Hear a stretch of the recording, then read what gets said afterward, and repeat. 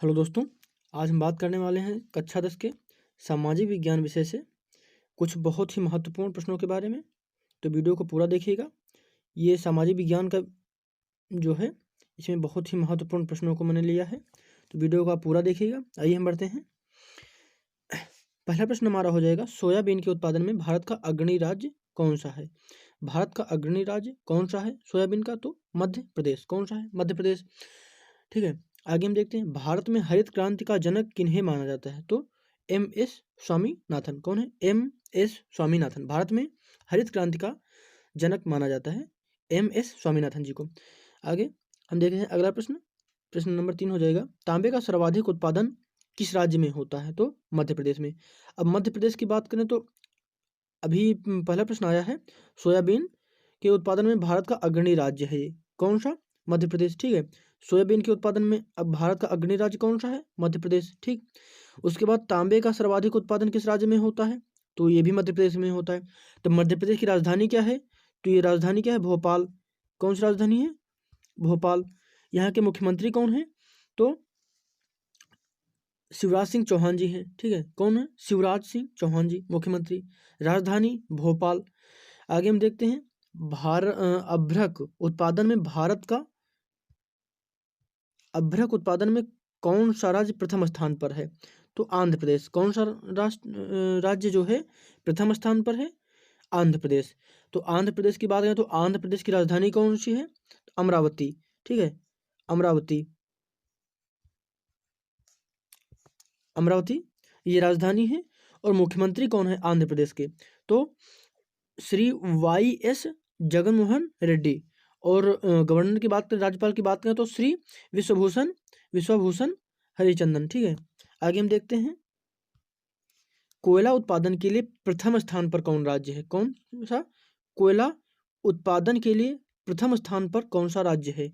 तो झारखंड। ठीक है, कौन सा स्थान है? झारखंड। झारखंड की बात करें तो झारखंड की राजधानी क्या है? रांची। क्या है? रांची। ठीक है, झारखंड की राजधानी क्या है? रांची। और राज्यपाल कौन है? श्रीमती द्रौपदी मुर्मू, झारखंड की राज्यपाल। मुख्यमंत्री श्री हेमंत सोरेन जी। आगे हम देखते हैं, प्रोटीन का जो सबसे मुख्य स्रोत क्या होता है? प्रोटीन का सबसे प्रमुख स्रोत क्या है? दाल। ठीक है, दाल की बात करें तो यहाँ पर एक प्रश्न बन सकता है, भारत के सबसे महत्वपूर्ण दाल उत्पादक राज्य कौन कौन से हैं? ये प्रश्न बन सकता है। तो पहला राज्य हो जाएगा एमपी। ठीक है, एमपी पहला राज्य हो जाएगा। मध्य प्रदेश, उसके बाद यूपी हो जाएगा, उत्तर प्रदेश, उसके बाद राजस्थान। ठीक है, राजस्थान, इसको आप ध्यान दीजिएगा। पहले हो जाएगा यूपी, फिर एमपी, फिर राजस्थान, और फिर उसके बाद महाराष्ट्र। ठीक है, आगे हम देखते हैं, गन्ने का प्रमुख उत्पादक राज्य कौन सा है? गन्ने का प्रमुख उत्पादक राज्य कौन सा है, ये हमें बताना है। उत्तर प्रदेश। ठीक है, कौन सा है? उत्तर प्रदेश। उत्तर प्रदेश की राजधानी क्या है? लखनऊ। कौन सी राजधानी है?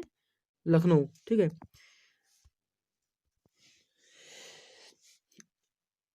अच्छा, यूपी की एक प्रश्न यहाँ पर और बन सकता है, यूपी की सर्वाधिक लंबी नहर कौन सी है? तो कौन सी नहर है? शारदा नहर। ठीक है, शारदा नहर यूपी की सबसे लंबी नहर है, सर्वाधिक लंबी नहर है शारदा। आगे हम देखते हैं,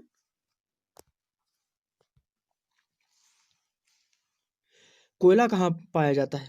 कोयला कहाँ पाया जाता है? उत्तर हो जाएगा अवसादी चट्टानों में। ठीक है, अवसादी चट्टानों में। अच्छा, कोयले की बात हो रही है तो एक कोयले के लिए प्रसिद्ध है झरिया। ठीक है, इसको आप याद रखिएगा। कौन सा है? झरिया। ये कोयले के लिए बहुत प्रसिद्ध है, ये हाई स्कूल में पूछा भी जा सकता है, झरिया। ठीक है, और पश्चिम बंगाल में कोयले की एक खान है, क्या नाम है उस खान का? ये आपको याद रहना चाहिए और ध्यान होना चाहिए, रानीगंज कोयले की खान। कौन सी? पश्चिम बंगाल में है ये, पश्चिम बंगाल में, पश्चिम बंगाल में है। क्या नाम है उसका? रानीगंज कोयले की खान। ठीक है, इसको आप याद रखें। और हाँ, एक चीज़ और है, काला सोना कहा जाता है कोयले को। ठीक है, कोयले को काला सोना कहा जाता है, इसको आप याद रखिएगा। आगे हम देखते हैं,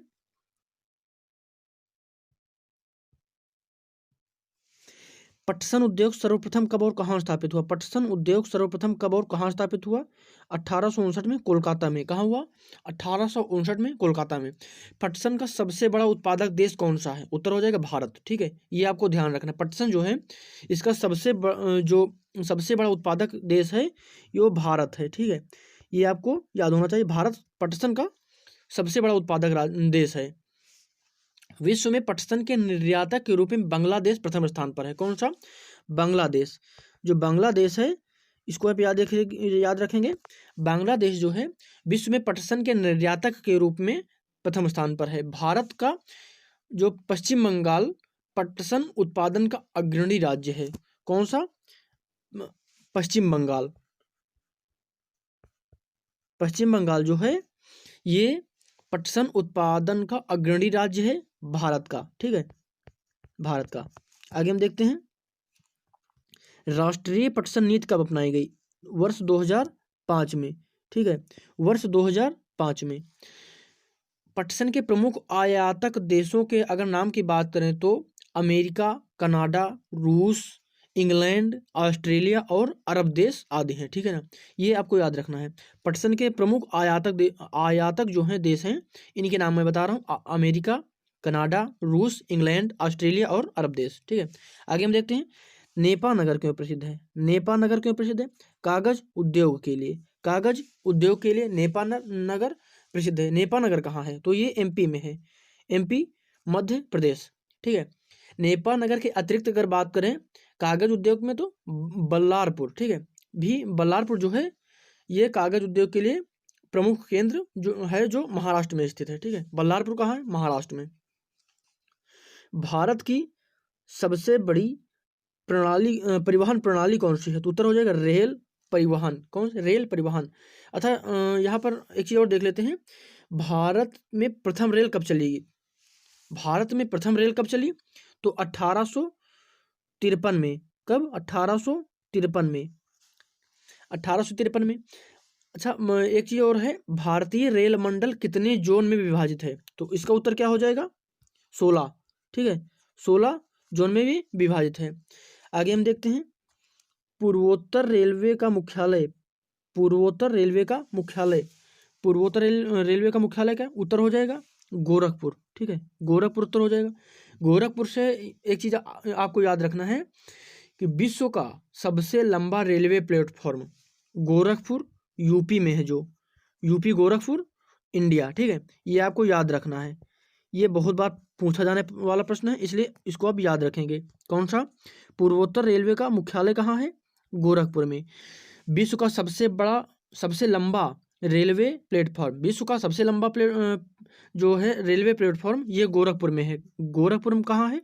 यूपी में है। ठीक है, गोरखपुर से एक चीज और आपको याद रखना है, वीर बहादुर सिंह नक्षत्रशाला गोरखपुर में है। और टेराकोटा का प्रमुख औद्योगिक केंद्र भी गोरखपुर में है।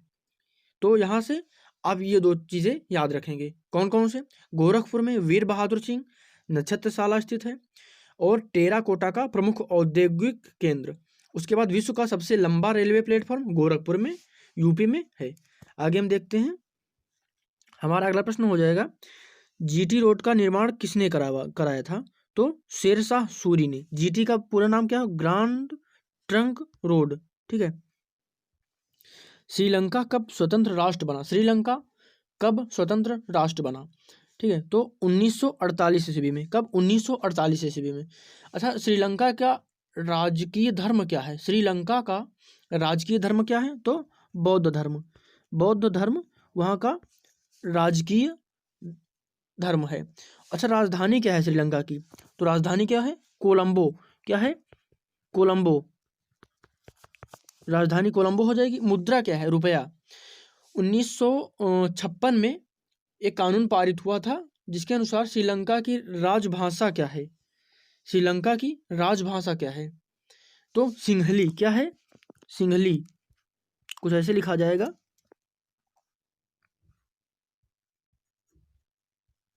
सिंहली। ठीक है, इसको आप देख लीजिएगा।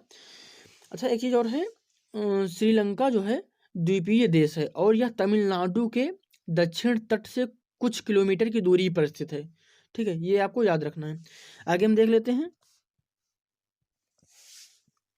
उसके बाद हम देख लेते हैं अगला प्रश्न हमारा, सरकार के विभिन्न अंग कौन कौन से हैं? तो उत्तर हो जाएगा व्यवस्थापिका, कार्यपालिका और न्यायपालिका। हम इन तीनों व्यवस्थापिका, कार्यपालिका और न्यायपालिका के बारे में जान लेते हैं। तो विधायिका क्या है? पहले हम विधायिका के बारे में जान लेते हैं। विधायिका के बारे में क्या होगा? तो यहाँ पर क्या हो जाएगा? व्यवस्थापिका, ठीक है। आगे हम देखते हैं इसमें क्या होगा, व्यवस्थापिका, व्यवस्थापिका, कार्यपालिका और न्यायपालिका। व्यवस्थापिका क्या है? तो इसका दूसरा नाम क्या है? विधायिका। विधायिका ऐसे लोगों का समूह है जो नियम एवं कानून का निर्माण करते हैं। उसके बाद कार्यपालिका आ जाती है। कार्यपालिका क्या है? कार्यपालिका ऐसे लोगों का समूह होता है, या फिर कार्यपालिका ऐसे लोगों का समूह है जो विधायिका या व्यवस्थापिका द्वारा बनाए गए कानूनों को लागू करता है तथा शासन चलाने के लिए उत्तरदायी होता है। ठीक है, आगे हम देखते हैं न्यायपालिका क्या है। ठीक है, न्यायपालिका क्या हो जाएगी? तो न्यायपालिका विधायिका या व्यवस्थापिका और कार्यपालिका पर उपयुक्त नियंत्रण स्थापित करती है। ठीक है, आगे हम देख लेते हैं अगला प्रश्न, बेल्जियम देश किस महाद्वीप में स्थित है? उत्तर हो जाएगा यूरोप में। किस महाद्वीप में स्थित है? यूरोप में। अच्छा, यूरोप की राजधानी क्या है? ब्रुसेल्स। यहाँ की 80% आबादी फ्रेंच भाषी है। ठीक है, आगे हम देखते हैं हमारा अगला प्रश्न हो जाएगा, बेल्जियम के पड़ोसी देशों के नाम क्या हो जाएंगे? नीदरलैंड, फ्रांस, जर्मनी और लग्जमबर्ग। अच्छा, नीदरलैंड की राजधानी क्या है? ये नीदरलैंड की राजधानी क्या हो जाएगी? तो ये हो जाएगी एम्स्टर्डम, राजधानी हो जाएगी, और मुद्रा क्या हो जाएगी? यूरो। और उसके बाद हम फ्रांस की बात करें तो फ्रांस की राजधानी हो जाएगी कोलंबो, राजधानी हो जाएगी उसके बाद मुद्रा की बात करें तो रुपया। और जर्मनी क्या हो जाएगी? जर्मनी की राजधानी क्या है? तो जर्मनी की राजधानी है बर्लिन, यहाँ की मुद्रा क्या है? यूरो। ठीक है, जर्मनी की राजधानी बर्लिन, मुद्रा यूरो। और लग्जमबर्ग, इसकी राजधानी क्या है? तो यही है लग्जमबर्ग नगर, और मुद्रा क्या है?